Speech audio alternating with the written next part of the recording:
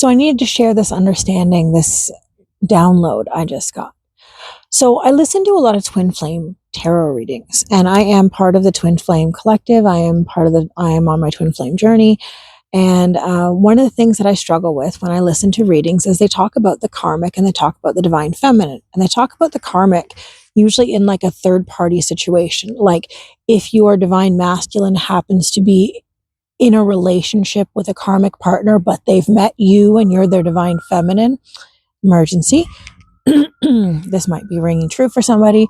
That the karmic is this bad person that causes your divine masculine pain, causes them suffering, causes them sorrow, causes them this, that, and the other. And often the karmic is vilified.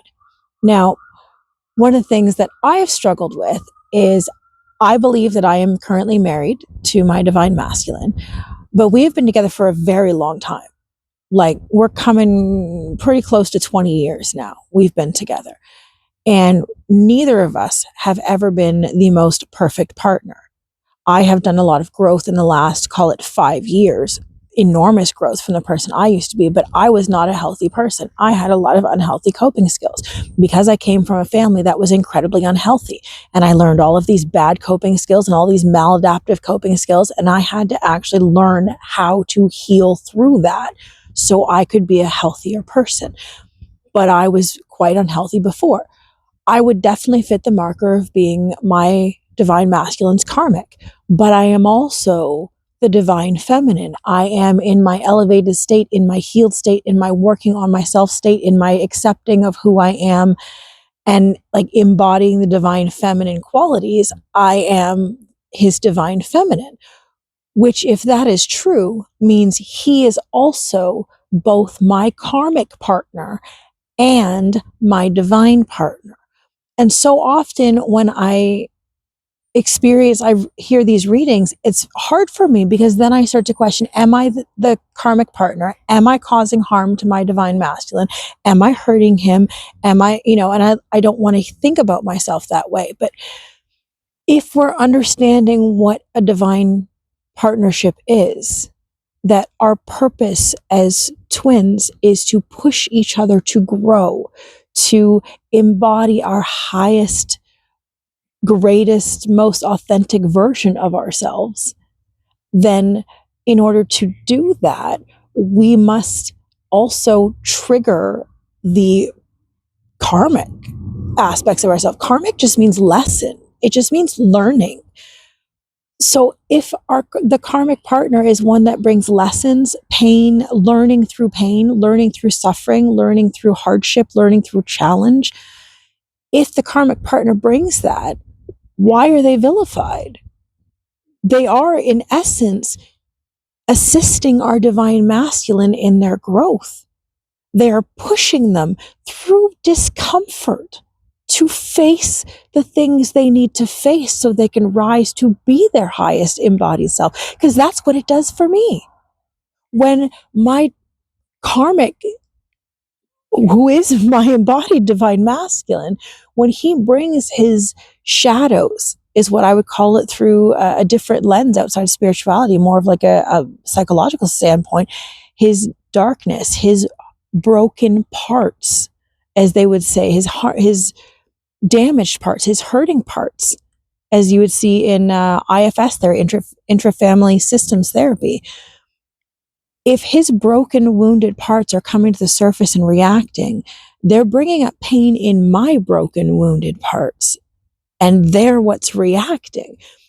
But when he does that, it actually brings me to the awareness of my broken, wounded parts, which the journey is about seeing the pain within and healing the pain within. So in essence, your karmic partner bringing these things to the surface is actually for your highest and greatest good, because it shows you where you are still holding things that need healing.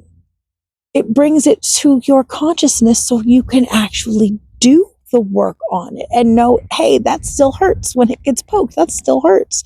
So if that's what it's doing, isn't that something that you should be grateful for? I mean, yeah, the pain sucks. Hurting sucks.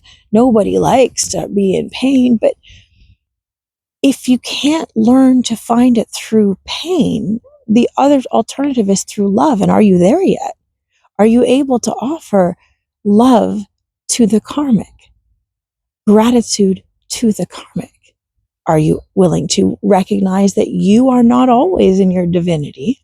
You are not always in your highest self. You will dip into your lower vibrational self. And isn't the karmic just the lower vibrational?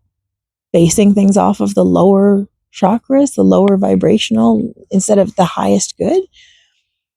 So then I happened to come across a video that was just talking about, again, that when we are triggered, it is actually for our best good, because our triggers show us where we are still carrying pain and wounding.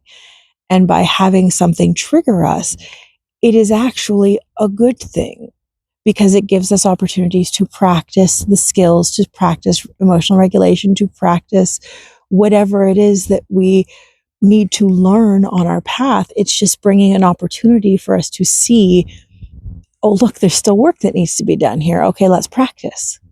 Let's do it again. Let's do it again until we master it.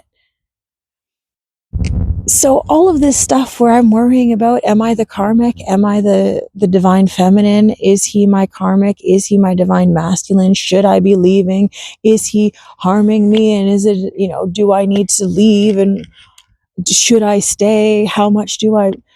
All of that, none of that matters, because it's about partly learning to speak up, learning to open your throat chakra, learning to embody your truth, learning to speak up and set boundaries, learning to honor yourself, learning to respect yourself, learning to know your worth and your value, all of those things.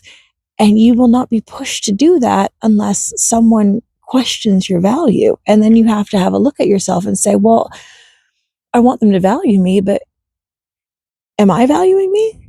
Am I supporting me? Am I being compassionate to myself? Am I loving myself? Am I caring for myself? Am I being my own best friend? And if I am not, then it's an opportunity for me to step into being my own best friend and standing in a better space so that I can be my most healed self and continue growing and maturing and expanding. So the question isn't, am I the karmic or am I the divine feminine? I think the question is simply, what is it showing me that I'm still needing to work on? And where do I need to forgive myself for my less than stellar actions, my less than stellar choices? Where do I need to find acceptance for all aspects of who I've been and who I can still be? And then once I get there, how can I offer that to my divine partner as well? And not just your divine partner, to everyone, to family, coworkers, friends, people who have been maybe not so kind to you. Acknowledge their part in triggering you so that you can grow through their pushing you to the limit of you no longer will tolerate. And then you learn to speak up, but you wouldn't have had they not pushed you to be so uncomfortable. It's all in how you look at things. Love and light, guys.